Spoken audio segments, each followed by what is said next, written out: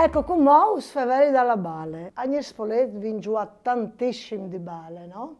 Dunque io, che ho 64 anni, ho già conosciuto le bale di gomme, di plastiche, no? Come che si dicono. Però mia madre, che era dal 23, faceva le bali con i gomiti. Allora, c'è si faceva la bale, la vedete? Oh, vedete che giù, che bale, a rimbalze, a salte, è proprio te, a rimbalze anche, come una bale, ma per farle rimbalzare, vedete c'è lavorazione che ha.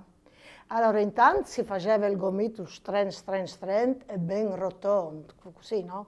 Con la gusella grossa dai scarpezzi si faceva praticamente questa lavorazione, vedete?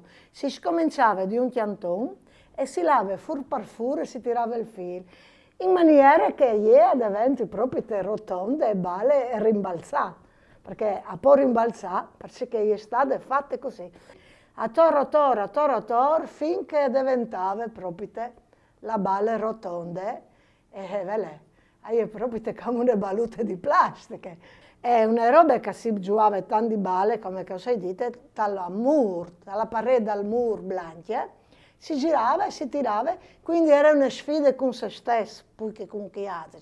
Questa è proprio è speciale, perché appunto l'ha fatta mia madre quando aveva quasi 90 anni, ma anche mo si ricordava bene, perché aveva una grande manualità.